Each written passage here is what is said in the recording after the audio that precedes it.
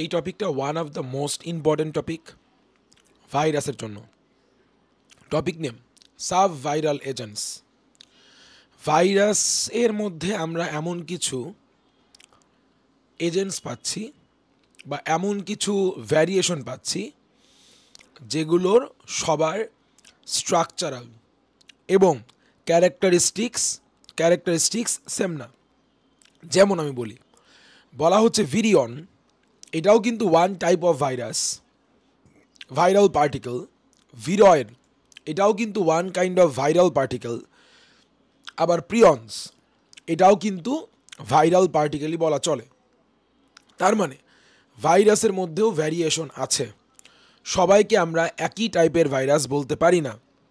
কাউকে আমরা ভিরিয়ন বলছি, কাউকে আমরা ভিরয়েড বলছি, কাউকে আমরা বলছি হচ্ছে প্রিয়ন্স। সো এই ভ্যারিয়েশনগুলো নিয়ে আসলে আমাদের নামটা, যে ভাইরাসদের মধ্যে out of virus all the viruses, ওদেরকে আমরা সর্ট আউট করলাম তিনটা মেইন ক্যাটাগরিতে। সো এই জিনিসটাকেই বলা হচ্ছে সাব ভাইরাল এজেন্টস। এটা পড়তে পারা খুবই সহজ যদি আমরা এই পার্থক্যটা ফলো করি, differences between sub viral agents. প্রথমে ভিরিয়ন কি?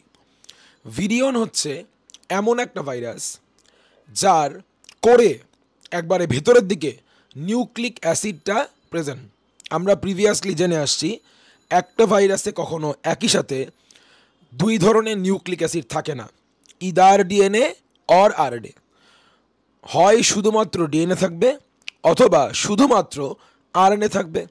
কখনোই একই সাথে একটা ভাইরাসে ডিএনএ আরএনএ কোএক্সিস্ট একসাথে আমরা পাই না। ওকে, আমরা বলছি নিউক্লিক অ্যাসিড প্রেজেন্ট, এটা ডিএনএও হতে পারে, এটা আরএনএও হতে পারে। ভিরিয়নে তা নিয়ে কোনো মাথা ব্যথা নাই। কিন্তু ভিরয়েডে শুধুমাত্র অনলি আরএনএ পাওয়া যায়, মানে ফিক্স করা, তোমাকে শুধু আরএনএই থাকবে ভিরয়েডগুলোতে। মানে ওরা such kind of viral agents যেখানে শুধুমাত্র আরএনএ থাকবে। এখানে কন্ডিশনই ছিল কোনো ডিএনএ থাকবে না। তার মানে আমাদের এই দুনিয়াতে আমরা যাদেরকে আরএনএ বলতেছি, মানে ভিরয়েড বলতেছি, তাহলে ওই ভিরয়েডগুলোতে শুধুমাত্র অ্যাজ নিউক্লিক অ্যাসিড শুধু আরএনএই পাওয়া যাবে। আর সারপ্রাইজিংলি যে সমস্ত সাব ভাইরাল এজেন্টসদের আমরা প্রিয়ন্স বলতেছি, ওদের নিউক্লিক অ্যাসিডই থাকবে না। হ্যাঁ, এটা নর্মাল ছিল যে ভাইরাসের বাইরে প্রোটিন, ভিতরে নিউক্লিক অ্যাসিড থাকে।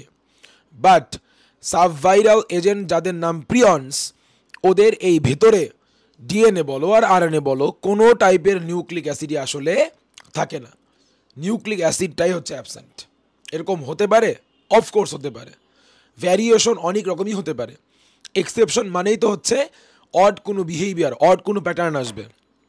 ওকে, 2 নাম্বার, নর্মাল একটা ভাইরাসের স্ট্রাকচারাল ফরমেশন মেনে এর যেমন নিউক্লিক অ্যাসিড আছে, আবার এর বাইরে নিউক্লিক অ্যাসিডের বাইরে আউটার প্রোটিন কোট বা কোট প্রোটিনের একটা কোট মানে তো কাভারিংও আছে, যেটা আমরা এখন সবাই নাম জানি ক্যাপসিড, রাইট? ক্যাপসিড আছে। আর ভিরয়েডে ক্যাপসিড নাই। সো খেয়াল করেন, ভিরয়েডে নিউক্লিক অ্যাসিড আরএনএ আছে, ক্যাপসিড নাই। প্রিয়ন্সে আবার নিউক্লিক অ্যাসিড নাই বাট ক্যাপসিড আছে। আপনি একটু পাশাপাশি খেয়াল করেন, আপনার পড়তে আরও ইজি হবে। ভিরয়েডে আরএনএ আছে, উইচ ইজ এক ধরনের নিউক্লিক অ্যাসিড আছে। নিউক্লিক অ্যাসিড থাকলেও ক্যাপসিড নাই। এখানে নিউক্লিক অ্যাসিড নাই, অনলি ক্যাপসিড। তাহলে এখানে only RNA, no capsid, no nucleic acid, only protein. এই যে শুধুমাত্র তোমার হচ্ছে আরএনএ, শুধুমাত্র নিউক্লিক অ্যাসিড আছে, ক্যাপসিড নাই, নিউক্লিক অ্যাসিড নাই, অনলি প্রোটিনটাই আছে। আর এখানে দুইটাই আছে। 3 নাম্বার, এই ভিরিয়ন দিয়ে causes diseases of both plants and animals. Virion দিয়ে প্ল্যান্টসদেরও হতে পারে, যারা যে সমস্ত সাব ভাইরাল এজেন্টসদের আমরা ভিরিয়ন বলি, ওদেরকে দিয়ে প্ল্যান্টস, অ্যানিমালস, এইটা বোথ টাইপ অফ লিভিং বিংদেরই কী হতে পারে, ডিজিজ হতে পারে। বাট ভিরয়েডরা causes disease only in plants. Viroids দিয়ে শুধুমাত্র প্ল্যান্টসদেরই ডিজিজ হয়, আর প্রিয়ন্স দিয়ে অনলি অ্যানিমালসদের হয় ডিজিজ। এটা আবার হচ্ছে একটু ফিক্স করা। তাহলে only plants, only animals, both plants and animals. এর বাইরে 3টা জিনিসকে নিয়েই কিছু এক্সট্রা ইনফরমেশন জানলে better. A complete viral particle, virion নিয়ে বলছি। A complete viral particle consisting of RNA or DNA surrounded by capsid and constituting the infective form of a virus is called virion. খেয়াল করব complete viral particle কেন বলা হয়েছে, ভালো মতোই বুঝতে পারতেছো। এটা কমপ্লিট কারণ এর প্রোটিনও আছে, খেয়াল করব এর প্রোটিনও আছে বাইরে, ভিতরে যে কোনো একটা নিউক্লিক অ্যাসিডও আছে। সো কমপ্লিট, যেখানে যে মাত্র বললাম যে কোনো একটা, সো DNA RNA একটা থাকলেই হলো। আর DNA RNA যেহেতু কমপ্লিট, বাইরে আবার কী দিয়ে সারাউন্ডেড আছে, প্রোটিন ক্যাপসিড দিয়ে, এবং ও ইনফেক্টিভ, ও প্ল্যান্টস বলো অ্যানিমালস বলো ও হচ্ছে কিন্তু ডিজিজ স্প্রেড করতে পারে। এই জন্য আমরা এই ধরনের সাবভাইরাল এজেন্টকে আমরা বলবো ভিরিয়ন। আর খেয়াল করবা দ্য স্মলেস্ট ইনফেক্টিং এন্টিটি, দেখো বাইরের প্রোটিনটাই তো আসলে একটু বড়সড় হয়, ভিতরে ছোট্ট কি পাওয়া যায়, কোর DNA RNA। এর যেহেতু বাইরের প্রোটিনটাই অ্যাবসেন্ট, ভিতরে জাস্ট ছোট্ট একটা RNA জেনেটিক ম্যাটেরিয়ালটা আছে, RNA আছে, তাহলে ও কি সাইজ ওয়াইজ তো স্মলেস্টই হওয়ার কথা, right? The smallest infecting entity which is not protein coated, যার বাইরে কোনো প্রোটিনের কি নাই, কোনো কোট নাই, প্রোটিনের কোনো কাভারিং নাই। অ্যাকচুয়ালি প্রোটিনের কাভারিং নেই বলেই তো স্মলেস্ট। আপনি জিনিসটা এভাবে করে মনে রাখেন, খেয়াল করেন, মনে করেন দ্যাটস ইট। বাইরে কিন্তু আমরা পড়েছিলাম T2 ফাজ ভাইরাসে, বাইরে এই পুরোটা কী ছিল, প্রোটিনের কোট। তাহলে আপনি যদি প্রোটিনের কোট না রাখেন, শুধুমাত্র বলেন নিউক্লিক অ্যাসিড, বা এই নিউক্লিক অ্যাসিড আর কটটুক, এইটুকু মাত্র, আর প্রোটিন কোটটাই তো অনেক বড় সড়ো। তাহলে যার বাইরে প্রোটিন কোট নাই, শুধু ভিতরে নিউক্লিক অ্যাসিড আছে, তার সাইজ তো সবচেয়ে ছোটোই হওয়ার কথা। আর প্রিয়নস নিয়ে বেশ কিছু পয়েন্টস আছে। আর প্রিয়ন ইজ অ্যান ইনফেক্টিং এজেন্ট, অফকোর্স ওই যে অ্যানিম্যাল বডিতে, কিছু কিছু অ্যানিম্যাল বডিতে ও ইনফেকশন স্প্রেড করে, কম্পোজড অফ অনলি প্রোটিন, যেটা মাত্র বললাম, এই যে অ্যাবসেন্স অফ নিউক্লিক অ্যাসিড নেই, শুধুমাত্র প্রোটিনই আছে।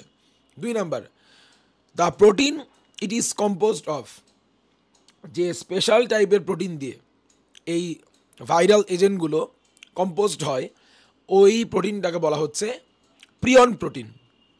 এটা কিন্তু অন্যান্য ভাইরাসের মতো প্রোটিনের মতো না, কারণ অন্যান্য ভাইরাসে তুমি খেয়াল করেছো ডিজিজ স্প্রেড করতে মেইনলি কাজ করে কে, ওর নিউক্লিক অ্যাসিডটা, ডিএনএটা। মনে পড়ে কি, তা আমরা একটু দেখাই দেই।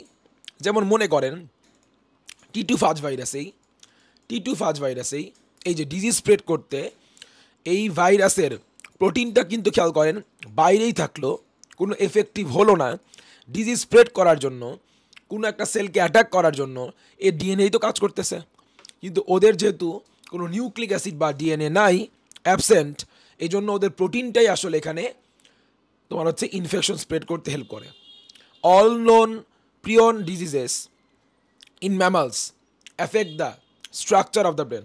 আজ পর্যন্ত এই সাবভাইরাল এজেন্ট প্রিয়নসদের দিয়ে যত টাইপের আমরা দেখেছি ডিজিজ স্প্রেড করেছে, তার বলতে গেলে সবই হলো নিউরোলজিক্যাল, ব্রেন অ্যাটাক করতেছে।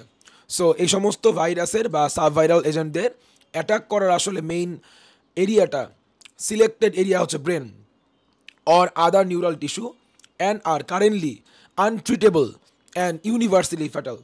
সো হচ্ছে এই প্রিয়নস দিয়ে কোনো ডিজিজ হলে আজ পর্যন্ত আসলে একে ট্রিট করার মতো, কিওর করার মতো আমরা তেমন কোনো রেমিডি আসলে আবিষ্কার করতে পারি নাই। 4 number, this agent is responsible, which is prions are responsible for kuru disease of human. আমরা লাস্টে দুটো এক্সাম্পল শেষ করলাম। বাই দ্য ওয়ে, কুরুও কিন্তু আসলে ব্রেন ডিসঅর্ডার, অ্যান্ড নাম শুনেই বুঝতেছো, mad cow disease for cattle, which is cows, and scrappy disease for sheep, সবই হচ্ছে নিউরোলজিক্যাল ডিসঅর্ডার। মানুষের কুরু, গরুদের হচ্ছে ম্যাড কাউ, এবং ভেড়াদের, শিপদের হচ্ছে স্ক্র্যাপি ডিজিজ। এইটুকু পড়লে আমাদের এই সাবভাইরাল এজেন্ট খুব ভালো মতো হয়ে যাবে। বাই দ্য ওয়ে, সাবভাইরাল এজেন্ট কিন্তু 2 নাম্বারের জন্য আসতে পারে। 2 নাম্বারের জন্য যদি ডিসক্রাইব করতে বলে, আমার মতে এই ডিফারেন্স করে দেওয়াটা বেস্ট হবে। ডিফারেন্সেস দিয়ে দিবেন, এভাবে করেই বক্স করে লাইন করে, তাহলেই হবে। আর MCQ এর জন্য বাড়তি এই জিনিসগুলো অফকোর্স পড়বেন।